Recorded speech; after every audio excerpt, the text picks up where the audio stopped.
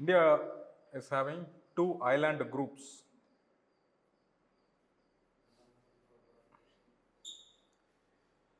கொள்ளேரு லேக் எந்த மாநிலத்தில் இருக்கு? Kolleru, Andhra. Good. Chilika? Okay. So we have two island groups. ஒன்று பே ஆஃப் பெங்கால், வங்காள விரிகுடாவில் ஒரு தீவு கூட்டம், அரபிக் கடலில் ஒரு தீவு கூட்டம். ஓகே, வங்காள விரிகுடாவில் இருக்க தீவு கூட்டத்துக்கு Andaman and Nicobar islands and Lakshadweep அப்படிங்கிறது we have islands in the Arabian Sea. Okay, அரபிக்கடலில் இருக்கக்கூடிய தீவு கூட்டத்துக்கு பெயர் லட்சத்தீவு.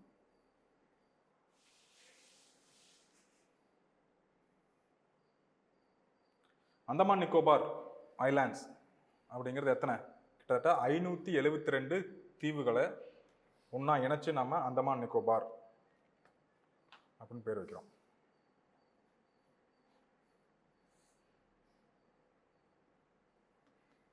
ஓகே, அந்தமான் நிக்கோபார். இதில் ரொம்ப முக்கியமாக யூனிக்கான நாம் பார்க்க வேண்டியது இந்த அந்தமான் நிக்கோபாரில் பேரன் ஐலாண்டு இல்லையா? பாரன் தீவில் என்ன இருக்கு? ஆக்டிவ் வல்கனோ, இந்தியாவின் ஒரே செயல்படும் எரிமலை. ஓகே, இந்தியாவின் ஒரே செயல்படும் எரிமலை அந்தமான் நிக்கோபார் ஐலாண்டில் இருக்கு. பேரன் ஐலாண்டு. ஓகே, இது நீங்கள் ஈஸியாக வந்து ஞாபகம் வச்சுக்கணும். இப்போது இந்தோனேஷியாவில் எரிமலை இருக்கா? S.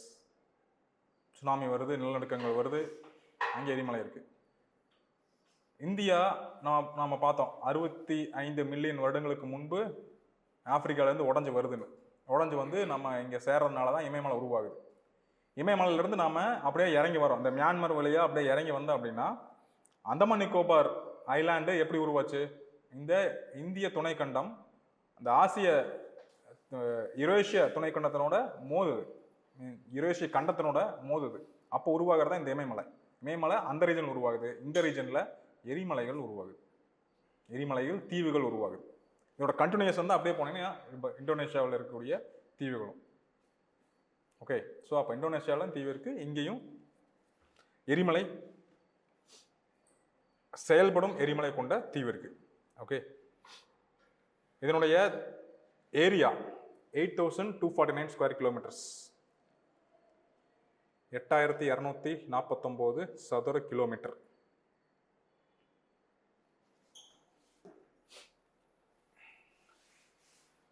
That is Andaman, this is Lakshadweep. அந்தமானையும் நிக்கோபார் தீவுகளையும் பிரிக்கக்கூடிய கால்வாய், இது நம்ம கால்வாய்ன்னு சொல்கிறோம். Okay, 10 degree channel. பார்க் ஸ்ட்ரைட்டா அது எங்கே இருக்குது, இது எங்கே இருக்குது? 10 டிகிரி சேனல், 10 டிகிரி கால்வாய் separates Andaman from Nicobar group. Okay, the 10 degree channel separates Andaman from Nicobar. இந்தியாவின் தென்கோடி என்று அழைக்கப்படும் இந்த இடம் அது என்ன? இந்தியாவின் தென்கோடி இந்திரா பாயிண்ட் எங்க இருக்கு? Nicobar island. Okay, that is in the Nicobar island. you can see Indira point இந்தியாவின் தென்கோடியில் காணப்படுது.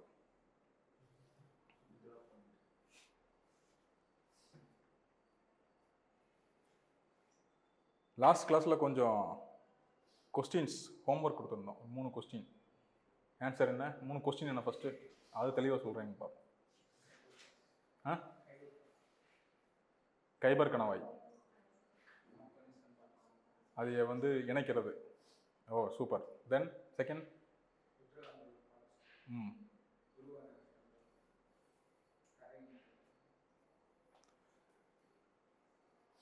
இன்னும் கொஞ்சம் பெரிய ஃபாரஸ்ட்டு என்ன இருக்கு? என்ன ஃபாரஸ்ட் சொன்னீங்க? துருவா ஃபாரஸ்ட். இன்னொன்று national park, Jim Corbett national park அப்படின்னு ஒன்று இருக்கா? அந்த ரீஜனில். உத்தரகாண்டுன்னு சொன்ன உத்தரகாண்டுக்குள்ளே மட்டும் பார்த்தீங்களா, அது உத்தரப்பிரதேசம் இருக்கும்போது இருந்து அந்த ஜிம் கார்பெட் நேஷனல் பார்க் ரொம்ப பெருசு. அதுலேருந்து எல்லாம் பிரித்ததுனால தான் இட் இஸ் ரீநேம்டு. வேற என்ன பார்த்தோம்? 3வது கொஸ்டின்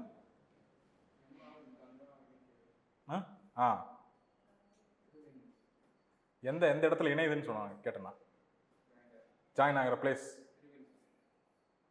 திரிவேணி சங்கமம். ஓகே, எந்த எந்த ஊர்? பிரயாகராஜ். அதுக்கு முன்னாடி என்ன பேரு? பிரயாகராஜோட முன்னாடி பேர் என்ன? இப்போ மாத்திட்டாங்க ரீசெண்டாக, அதான் பிரயாகராஜ். சரி, அதான் நெக்ஸ்ட் ஹோம்ஒர்க். ஓகே, இப்போ ஒரு ஹோம்ஒர்க். இதனுடைய அந்தமான் நிக்கோபார் ஐலாண்ட்னுடைய ஹெட் குவார்ட்டர்ஸ் இது போர்ட் பிளேயர். என்னென்ன பேர் மாற்றினாங்க? போர்ட் பிளேயரை ரீசெண்டாக பேர் மாற்றினாங்க. கண்டிப்பாக வந்து 100% வாய்ப்பு இருக்குது, 99.99% வாய்ப்பு இருக்குது இந்த கொஸ்டின் கேட்கறதுக்கு. 0.01% வாய்ப்பு இல்லை. ஓகே, ஏன்னா ரொம்ப ரொம்ப முக்கியமான இடம் இது. ஸ்ட்ராட்டஜிக்கலாக இந்தியாவுக்கு ரொம்ப முக்கியமான இடம். இங்கேருந்து ஒரு 500 கிலோமீட்டர், இந்திரா பாயிண்ட்லேருந்து ஒரு 500 கிலோமீட்டர் போனீங்கன்னா இந்தோனேஷியா வந்துடும். இந்தோனேஷியாவோட முதல் தீவு. பட் சென்னைக்கு வர்றதுக்கு 500 கிலோமீட்டர் விடவும் ரொம்ப தூரம் தள்ளி வரணும். எது அவங்களுக்கு ஃபாஸ்டஸ்ட்டு, எது பக்கத்தில் இருக்கிற ஒரு இடம் அப்படின்னா இந்தோனேஷியா, அந்தமான் நிக்கோபார்ல இருந்து. அதுக்கு ரெண்டுக்கு அந்த 500 கிலோமீட்டர் இடைவெளியில் பல விஷயங்கள் நடக்குது. உலகத்தின் 80% கப்பல் போக்குவரத்து அப்படிங்கிறது இந்த வழியில் நடக்குது. ஓகே, இந்த இந்திரா பாயிண்ட்ல இருந்து இந்தோனேஷியா தீவுகள் இருக்கியா, அதுக்கு நடுவில் இருக்கக்கூடிய அந்த 500 கிலோமீட்டருக்குள்ள தான் உலகத்தின் 80% கப்பல் போக்குவரத்து. அதாவது சைனா ஓடுது, சைனா இம்போர்ட் பண்ணுறது, சைனா எக்ஸ்போர்ட் பண்ணுறது, இது எல்லாமே இந்த வழியில் தான் நடக்குது. இது நம்மளுக்கு இன்னொரு விதமாக நம்மளுக்கு எக்கனாமிக் தானே, எக்ஸ்போர்ட் பண்ணுறோம் இம்போர்ட் பண்ணுறோம், நம்மளுக்கு என்ன பிரச்சனை? அதே கூட அவங்களுடைய இராணுவ நேவி ஆஃப் சைனா அதுவும் உள்ளே வரலாம் போகலாம். ஆல்ரெடி ஸ்ரீலங்காவில் இருக்காங்க. ஸோ இந்த முக்கியத்துவத்தினால இந்த இடம் வந்து ரொம்ப முக்கியத்துவம் பெறுது. இந்தியாவினுடைய முப்படைகளினுடைய ஒரு ஹெட் குவார்ட்டர்ஸ் இங்கே இருக்குது அந்தமான் நிக்கோபாரில். ஆல்சோ இந்தியன் நேவியினுடைய ஒன் ஆஃப் தி பேஸ் இந்த அந்தமான் நிக்கோபாரில் இருக்குது. ஸோ அந்த அளவுக்கு முக்கியத்துவம் இருக்கிறதுனால இது நமக்கு தேவை. ப்ளஸ் அந்த போர்ட் பிளேயர்னுடைய பேர் என்ன? மாற்றப்பட்ட பெயர் ஸ்ரீ விஜயம்மா சார். அதுவும் ஃபோனில் பார்த்துட்டு அந்த டவுட்டோட என்கிட்ட கேட்குற பாரு. அப்போ நோட்ஸை பார்த்து அதுவும் டவுட்டோட கேட்குறேன். இந்த பழைய நோட்ஸ்ல அதுக்குள்ள பேரை மாத்திடுவாங்களா? ஸ்ரீ விஜயபுரம்லேருந்து மறுபடியும் பேரை மாத்திடுவாங்களா? ஸ்ரீ விஜயம் அவ்வளோதான், கூடலாம் பேர். அது என்ன ஸ்ரீ விஜயம்? அது ஏன் ஸ்ரீ விஜயன்னு ஒரு பேர் வச்சிருக்காங்க? இந்த பேரை எங்கேயாச்சும் கேள்விப்பட்டிருக்கீங்களா? எங்கே? புராணத்துலையா? அதையும் தப்பாக தான் சொல்லுவியா? சரியா சொல்லு. புராணத்திலே இதில் கேள்விப்பட்ட, சரியா சொல்லணும். இது சோழர்களோட ஹிஸ்டரியில் வரும். சோழர்கள் அவங்களோட இந்தியா, அதாவது நேவியில் சோழர்களோட காலங்களில், அதாவது 1200 வருஷத்துக்கு முன்னாடி உலகத்தில் பவர்ஃபுல் நேவி வச்சிருந்தது சோழர்கள். அவங்களோட எக்ஸ்பெடிஷன்ஸ் எல்லாமே கடல் வணிகத்தில் தான், அதாவது வணிகம் செஞ்சுட்டு இருந்தாங்க. நம்ம தமிழர்கள், அதாவது சோழர்கள் ஆட்சி செஞ்ச அந்த இடங்களில் வணிகம் செஞ்சுட்டு இருந்தாங்க. அந்த வணிகர்கள் மேக்சிமமாக அவங்களோட வணிகம் எல்லாமே சீனா, இந்தோனேஷியா, மலேசியா இந்த ரீஜனில். அப்போ சிங்கப்பூர் இல்லை, இஃபட்டால் சிங்கப்பூர் இப்போ இருக்கிற சிங்கப்பூர்லேயும் வணிகம் செஞ்சுட்ருக்காங்க. மியான்மர், பூட்டான் இந்த ரீஜனில் தான் வணிகம் செஞ்சுட்ருக்காங்க. பட் அங்கே இருக்கக்கூடியவங்க, அங்கே இருக்கக்கூடிய ஆதிக்குடிகள் இருப்பாங்கள்ல, அவங்க வந்து சில பிரச்சனைகள் பண்ணுறாங்க. ஸோ அதுக்கு ஆக்சுவலாக வணிகர்கள் பண்ணுறாங்க, வியாபாரம் செய்கிறாங்க, அதுக்கு டேக்ஸ் கட்டுவாங்க இல்லையா? சோழர்களுக்கு தான் டேக்ஸ் கட்டுறாங்க. டேக்ஸ் கட்டும் பொழுது அவங்க வணிகர்கள் கேட்குறாங்க, எங்களுக்கு பாதுகாப்பும் வேணும். பிகாஸ் இந்த ரீஜன்ஸில் கடற்கொள்ளையர்களும் இருக்காங்க, அங்கே இருக்கிற ஒரு சில மக்களும் எங்களுக்கு எதிர்ப்பாக இருக்கிறாங்க, அதனால் எங்களுக்கு பாதுகாப்பு கொடுக்கணும். அப்படிங்கும்போது சோழர்கள் களத்தில் இறங்குறாங்க. ஸோ சோழா நேவி ஆக்குபை பண்ணுறாங்க. இந்த கண்ட்ரிஸ் எல்லாத்தையும் சோழாவோட கிங்டம் கீழே வருது, சோழர்களுடைய ஆட்சிக்கு கீழே வருது. எது? இந்தோனேஷியா, மலேசியா, மியான்மர் இந்த ரீஜனில் இருக்கக்கூடிய எல்லா பகுதிகளும் சோழன் ஆட்சி கீழே வருது. அதில் சோழர்கள் இந்தோனேஷியாவுக்கு வச்ச பேர் ஸ்ரீவிஜயம். இந்தோனேஷியா, மலேசியா இந்த எல்லா ரீஜனுக்கும் சேர்த்து ஒரு பேர் வைக்கிறாங்க, ஸ்ரீவிஜயம். ஓகே, அதே பேர் தான் இப்போ நம்மளுக்கு இங்கே வச்சுருக்காங்க. சின்ஸ் இந்த ரீஜனில் இருக்கிறனால அந்தமான் நிக்கோபார் அந்த ரீஜனும் ஸ்ரீவிஜயமாக கருதப்படுது. ஸோ அந்த பேரை வைக்கிறாங்க. Okay fine. அடுத்தது லட்சத்தீவை பற்றி பார்க்கலாம். 27 தீவுகளை கொண்ட ஒரு கூட்டம் அரபிக்கடலில் அமைந்துள்ளது. 27 ஐலாண்ட்ஸ். 27 அப்படிங்கிறது நான் மேஜர் ஐலாண்ட் சொல்கிறேன். இன்னும் மனிதர்கள் வந்து வாழ தகுதியற்ற இன்னும் சின்ன சின்ன ஐலாண்ட்ஸ் எல்லாம் இருக்குது, அதெல்லாம் கணக்கில் எடுத்துக்கல. ஓகே, 27 மேஜர் அந்த குரூப்ஸ் எடுத்துக்கிட்டு நம்ம ஐலாண்ட் குரூப்னு சொல்கிறோம். It covers nearly 32 square kilometres, 32 சதுர கிலோமீட்டர் பரப்பளவை கொண்டுள்ளது. இந்தோனேஷியாவில் இருக்கிற அந்த ஊர்களோட பேரை பார்த்தீங்கன்னா தமிழ் பேராக இருக்கும். இப்போ கொஞ்சம் கொஞ்சம் மாறி இருக்கும், ஆனால் இன்னும் தமிழ் பேர். அவங்களோட ஏர்லைன்ஸ் பேர் கருடா ஏர்லைன்ஸ். நிறைய தமிழ் பேரில் தான் இருக்கும். ஓகே, தென் லட்சத்தீவையும் மாலத்தீவையும் பிரிக்கக்கூடிய அந்த கால்வாயின் பெயர் 8 டிகிரி சேனல். 8 degree channel. இது 8 டிகிரி, 10 டிகிரி, 9 டிகிரி. இது ஆக்சுவலாக அச்சக்கோடு. லேட்டிடியூடை தான் நம்ம அப்படியே வச்சுருக்கோம். இந்த லேட்டிடியூடு இந்த ரீஜனில் போகுது. ஸோ அதை தான் வந்து அப்படியே நம்ம இது பிரிக்கிற அந்த பேராக நம்ம மாற்றிக்கிறோம். Okay, 8 degree channel is separating India or India from Maldives பிரிக்கிறனே வச்சுக்கலாம், அல்லது லட்சத்தீவையும் மாலத்தீவையும் பிரிக்கக்கூடியது 8 டிகிரி சேனல்.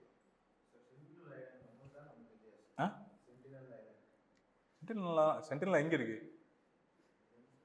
எங்க இருக்கு? லட்சத்தீவுல சென்டினல் லட்சத்தீவா அந்தமான் நிக்கோபாரா?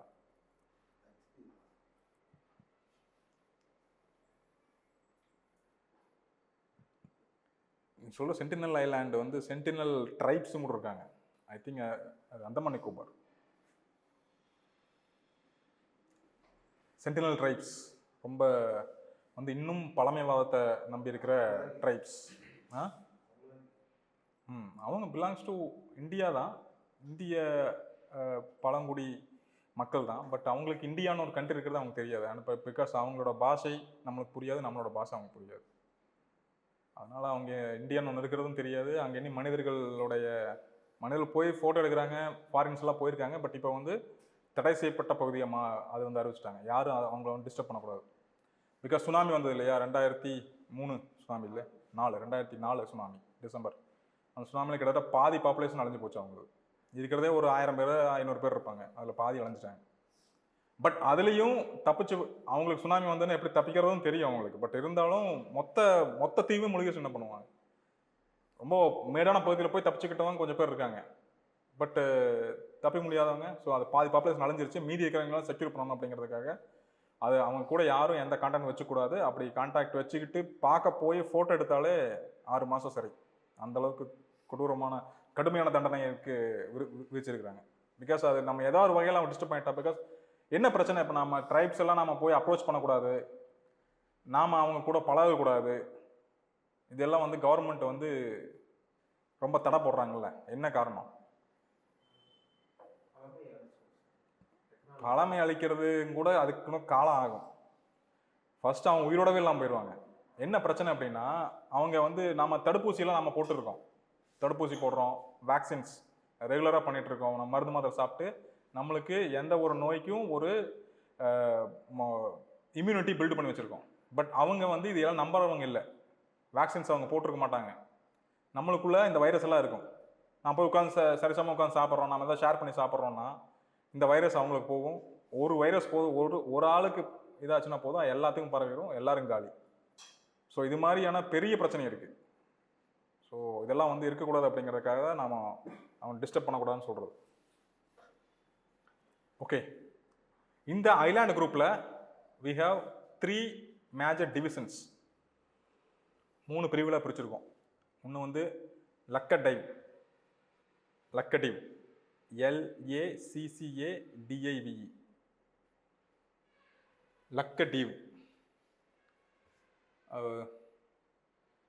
லக்கடீவ் ஐலாண்ட்ஸ். இந்த ரீஜனில் இருக்கிறது லக்கடீவ் ஐலாண்ட்ஸ். தென் அமிந்திவி, அமிந்திவி இந்த ரீஜனில் இருக்கிறது அமிந்திவி ஐலாண்ட்ஸ். தென் மினிகாய் கடைசியில் இருக்கிறது. இந்த 8 டிகிரி சேனல் பக்கத்தில் இருக்கிறது மினிகாய்.